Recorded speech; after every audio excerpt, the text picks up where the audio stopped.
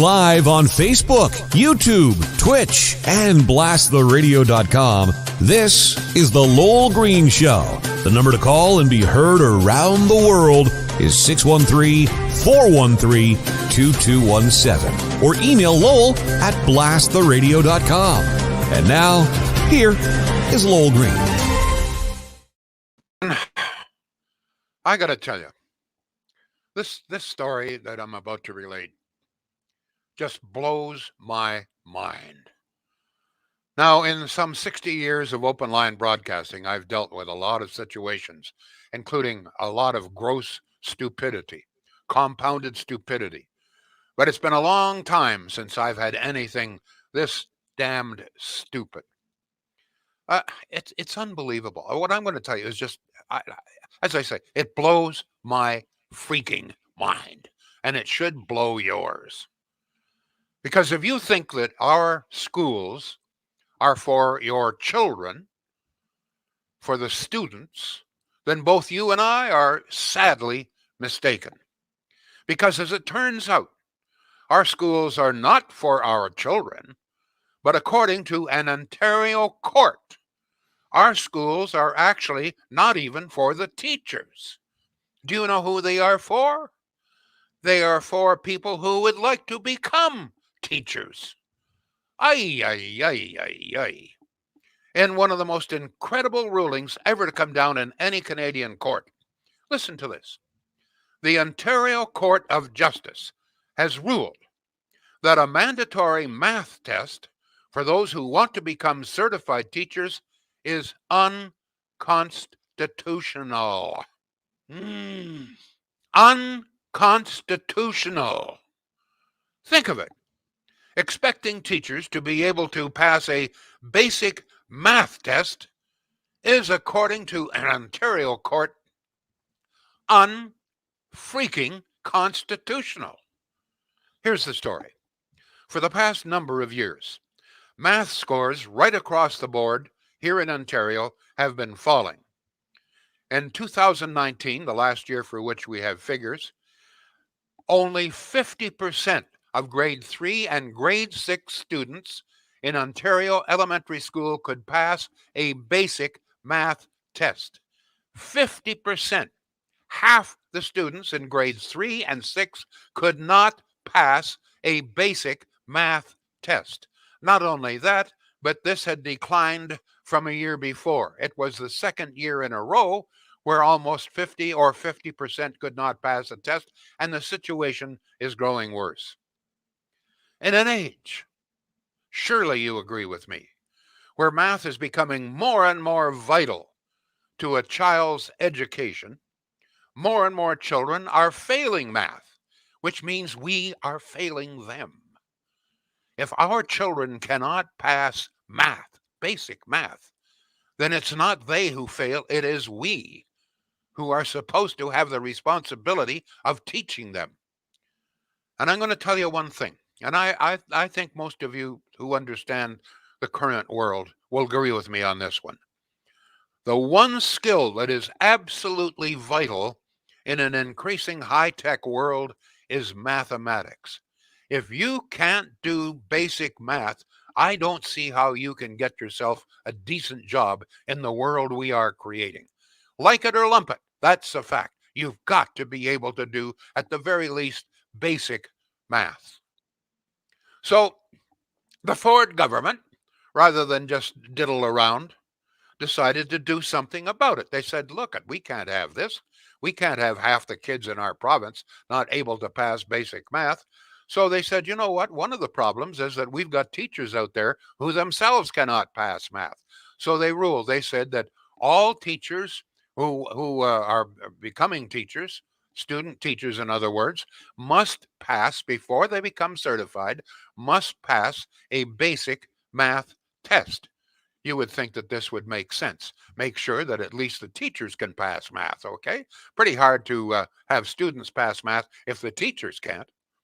So, in other words, the government believed that the way to get more students to pass math is to have more teachers who can pass math themselves.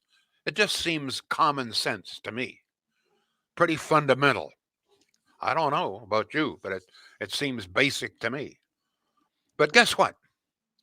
A group of would be teachers who had failed the math test took this matter to court, claiming that expecting teachers to have a basic knowledge, basic understanding of math discriminates against racialized teachers. Here we freaking go again. Racialized teachers claimed that they are underrepresented in our classrooms, and this is why, because some of them cannot pass basic math. Incredibly, the court ruled that asking would be teachers to pass a mandatory math test does discriminate against racialized teachers and thus is unconstitutional. Now, in some quarters, left wing quarters, as you can imagine, this is being hailed as a great victory. Victory for who? How is this a victory for students? I mean, if we really care about the students, how is deeming that you don't have to have a basic knowledge of math? How does that help the students? Isn't the school there for the students, for God's sake? Apparently not. Expecting, I just can't get over it. I mean, the idiocy. How can these, first of all, how can people become judges and be this unbelievably ridiculous? Asking teachers to have a basic knowledge of mathematics is unfreaking constitutional. Now, I mean, let's, and why does it apply only to the teaching profession? Let's extend this. Let's ask this question. Supposing that a group of racialized people decided that, you know what, asking us to pass the bar exam to become a lawyer is discriminating. So the court rules, well, yes, you're right. You don't have to pass the bar exam in order to become a lawyer because to ask you to pass an exam of this nature is unconstitutional. Thus, we would have lawyers who do not have a basic knowledge of law. Now, let's extend it even further to another profession, that of the medical profession. Supposing that a group of racialized students or whatever decided that, you know what, asking us to have a basic knowledge of human anatomy is discriminatory, okay? And the court rules, yes, you're right. Expecting student doctors to have a knowledge of human anatomy is unconstitutional, and thus you do not have to know where the heart is, or the lungs are, or the liver is, in order to become a certified doctor. That I mean, essentially, that's what they're saying. Why does this only apply to our schools? Is it that we care so little about our students after all? It's quite astonishing. Quite astonishing. I couldn't believe it. I mean, why the schools? This is nuts. Once again, you know what? We are shortchanging our children. We expect them to be graduated out into a world with increasing international competition. I'm going to tell you, you get kids coming over here from China, from Japan. They know their math. You can be damn sure they're racialized minorities, but they know their math. You can be bloody sure. Have a look at where they tend to graduate in university and so forth. We're asking our students to compete against some of the top students from the world. It's an international market that we have out there, particularly in the high tech world. And if we're graduating students who do not have a basic knowledge of math, how the hell are they going to compete against anybody in the high tech world? I'd like some comment. I don't understand why, to this point, apparently parents are not objecting. I find it astonishing that would you be prepared to sit back and have a court rule that a doctor doesn't have to have an understanding of anatomy? Would you be prepared to have a court rule that a lawyer doesn't have to have a basic knowledge of the law, or even a judge doesn't have to understand the basic knowledge of the law because expecting them would be discriminatory? John, any response so far? I hope so. Yes, indeed. I'm just, my first thought is, okay, so a driving instructor doesn't need to know how to drive before they can teach you how to get behind the wheel and Very good point. navigate the Queensway. That scares the, Yeah. out of me. Yeah. Well, Uh, but one of the things that I know I'm coming back to this, but the fact that this affects our children is what concerns me the most. Why is it the children? I mean, how is it that we seem to forget the purpose, the only purpose, the sole purpose, not the main purpose, the only purpose of our schools is to educate our children. We have a fiduciary responsibility to our children to educate them as the best we can. We have to educate them so they can compete in an international global market. Whether we like it or not, those are the facts. And as the years go by, it's going to become increasingly more important. John, go ahead. All right. You can post on Facebook, YouTube, Twitch. You can text us as well. Call 613-413-2217. Here we go, Lowell. Darlene says, not just math teaching, logic or problem solving is not being taught. Therefore, parents need to step up and start teaching their kids what schools refuse to. Kim says the loony left are bringing in critical race theory, and chimes in to say parents are forced to hire tutors, those who can afford it, to make up for the lack of education their kids are receiving. Glenn says, let me just jump in there. Yes, sir. I mean, the idea of tutors is not a bad one, and I know, and in fact, I know parents themselves who, including in our own family, who have hired tutors to help them with math. But why would that not apply to those who would like to become teachers? I mean, if in fact you have someone, racialized or not, who can't pass the basic math test and thus can't become a teacher, why don't they have tutors? Why lower the standards? Why not say, no, the standards are there, you must meet the standards, and if it requires a tutor, well, I mean, if necessary, we can help pay for the tutor, I guess. I'm opposed to it, but in the end, that might be the end. But no, they didn't even suggest that. They didn't. There was no suggestion that I can see in the court that somehow or other we make sure that these would-be teachers know a basic math. No, no. This is discriminatory. They don't know. They can't do math. They've come from another country, etc. They don't understand this. Don't understand that. Okay. Well, if they don't, then make sure that they do. But no, rather than that, they've lowered the standards. It's quite astonishing. Go ahead, John. Sorry. An email to Lowell at blasttheradio.com. Gilles says an ignorant populace is much easier to control. Rob in Carlton Place also in by email. He says, I read that ruling this morning and I could not believe it. You know what should be constitutional? How about the right for our kids to learn math? Can we put that in the Constitution? Socialism is destroying this country with mediocrity. Rob in Carlton Place. Thank you. You're absolutely right. This is mediocrity. This ruling is in favor of mediocrity. The ruling says you do not have to have a basic knowledge of math in order to teach, which, by the way, would include the teaching of math. In other words, we will accept, in fact, we will rule for mediocrity. You do not have to pass, which means you can be mediocre. Go ahead. Let me see. Glenn says basic math test for teachers? Tough love. Patricia on Facebook saying, how can the teacher mark on a bell curve? This requires math to do it. Laurentian View Terry is watching on Twitch, says this ruling makes minorities and immigrants look like dummies. What a put down. You know what? That's a very good point. And in fact, there are a good many people who in minorities are opposed to this kind of thing. They say, listen, you know what? We can compete. And the fact of the matter is that there are many minorities in this country who can compete and do so very, very well as teachers, have a look at the medical profession. You don't think that there are a lot of racialized minorities in the medical profession? There sure as hell are. I just don't understand why, when it comes to a teacher, if you're a doctor, no matter where you come from, these are the standards. We're not going to lower the standards. If you're a lawyer or want to become a lawyer, these are the standards. We're not going to lower them. But if you want to become a teacher, no, we'll lower the standards. Why?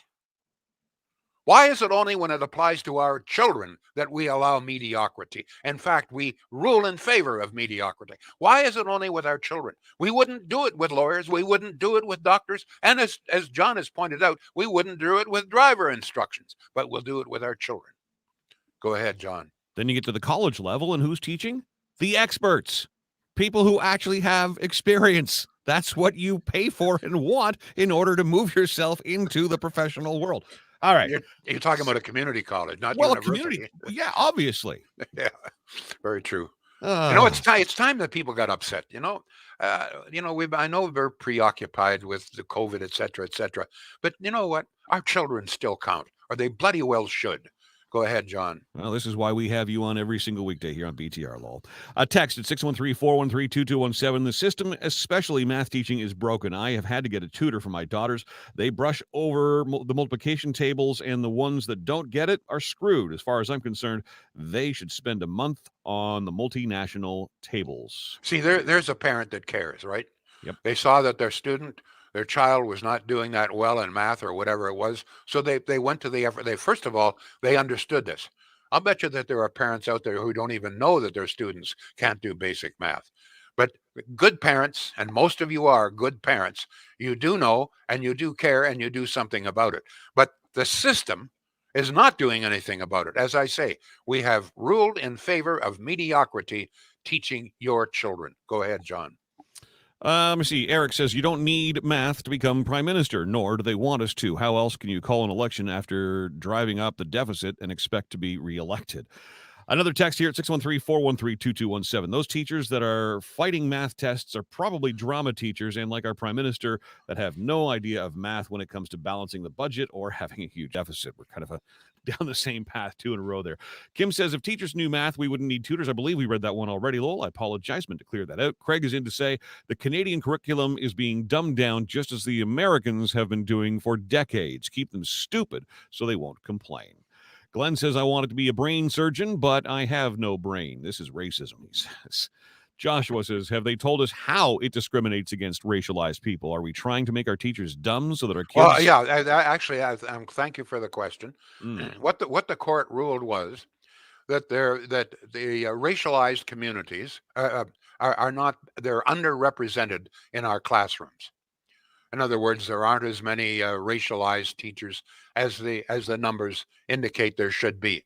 And they say the reason for this is that some of them can't pass the math test. Okay, so this means discrimination. That's the ruling of the court. These are the people that we pay real big bucks to make rulings. That's why they say, well, we don't have enough racialized teachers out there, and this is the reason why they can't teach. Well, we got to make sure that even though they can't teach because they don't know the subject, that they're allowed to teach because, well, we got to have the numbers up. You know what? This is like saying to a fire department, you know what? You got to have 50% women in the fire department. We don't care whether they can do the job. We don't care whether they can carry a ladder or carry a body. We don't really care. You got to have 50%. I mean, that's essentially the same kind of thinking. Go ahead, John. Right. And at the end of the day, all I care about is, can you get me out of my burning house and get, and keep me alive? And, precisely. I weigh a couple of pounds. Don't know if people are aware of that. Deb is in by text at 613-413-2217. She says, I don't speak French, but want to become a French teacher. Where do I apply? Keenan is in with a comment today on Facebook. He says, dig up the living, loving, learning curriculum from the 1970s. It's fun to misremember that our pediologic history was some sort of hardcore bang on, just right reading, writing, and just right reading and arithmetic. No, it wasn't. And I graduated high school in the 90s, and there was no requirement of graduating with math skills. Let me talk about math a little bit when it comes to Shields, okay? They understand math. my good friends up at Pakenham, and Merry Christmas, by the way, to all of you. Great folks up there. Just typical Valley people, really honest. But they understand math. They check the market. They see what the other firms, including the big box stores, are charging, and they realize that they've got to compete, and they do.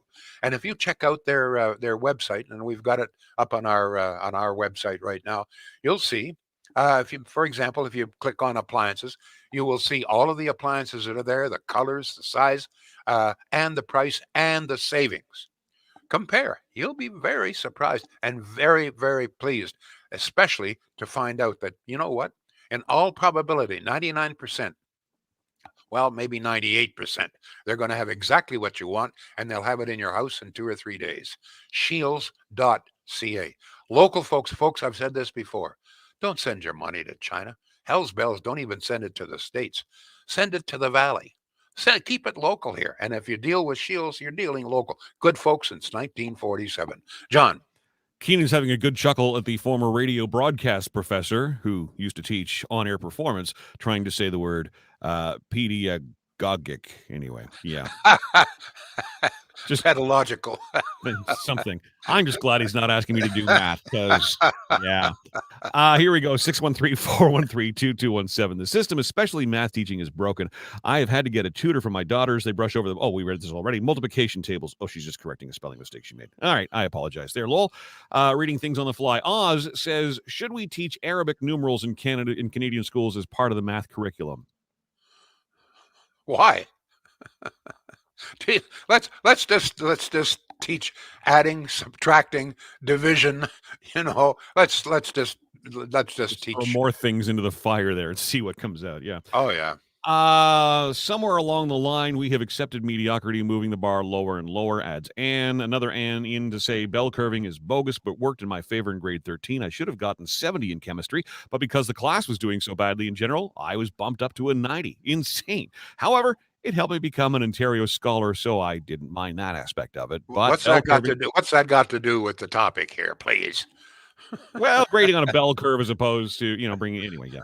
Chrissy says, what's the point in going to school then? Unreal, unbelievable. Where did this news come from all of a sudden? World problems at its best. Let me see. Sonia, so racialized people can't do math? Here we go again with the racism card. Keenan, that was a racist comment for those who didn't get it. I missed something there, Keenan. Okay.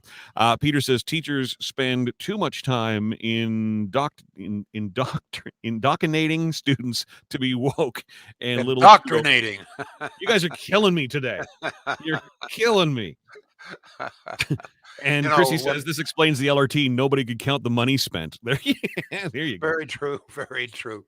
Actually, it's strange because we're asking you to do something. It's very difficult, and that is read this stuff cold. And some of it's not very well written, well intentioned, but not well written. Well, I'm just as guilty of it too, and I'm banging something out, as a conversation's going on. So I get it. But when I was a news director at CFRA for many years, I insisted that nobody go on the air. In fact, they would be held to pay if they went on the air before reading this over, reading the newscast over once or twice.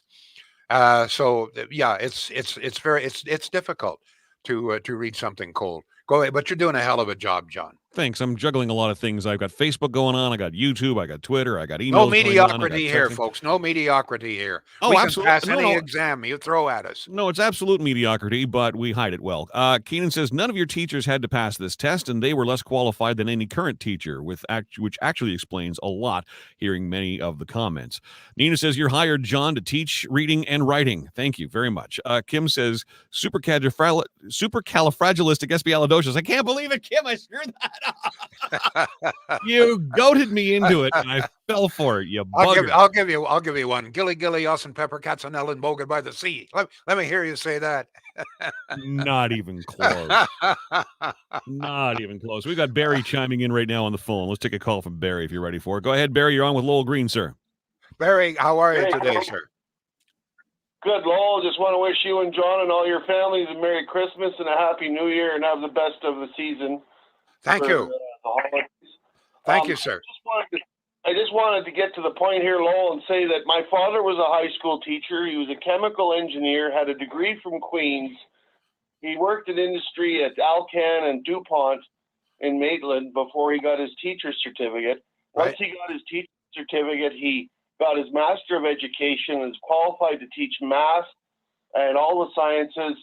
And he also spoke French after working in Arvida, Quebec, up at Chicoutimi for Alcan. He could probably have taught French if he had to. But my father worked very hard to get his Master of Education. And the point I wanted to make, Lowell, after hearing this about the Supreme Court and playing the racial theme or whatever, that I think teachers should have to be overqualified, not underqualified. Couldn't agree with you more. Merry Christmas to you, Barry. Thank you, sir. Thank you. I have another topic I want to throw out here, and we'll still take your calls, etc. On a different topic, we've got some good news here, folks. A highly See? I'm having trouble. A highly qualified businessman is running for mayor. I bet you Yes. didn't know that. Yes. Brian Brulotte, Brulotte. He is CEO of Maxis, Maxsys. He has announced that he's throwing his hat into the ring. Now, this is a guy, I wasn't aware of this, but this is a very, very accomplished young businessman. He started out his business as a one-man operation in his basement in Orleans. It has now grown into the largest staffing company in Canada. Okay, so he knows what he's doing. Got 100 in-house employees and more than 3,000 workers in placements with clients. So he has just announced that, yes, he is very interested. I just hope that people will have a look at this man. I think we desperately need someone who is a good businessman, a successful businessman. He also knows the community very well. He's been involved in politics. He says he's going to run a middle-of-the-road campaign. I'm going to be talking with him. I want to find out what some of his ideas are. But I'm just so pleased to see, finally, we have somebody who is not a freaking career politician going to run for mayor. There's some good people who are politicians and have been so all of their lives.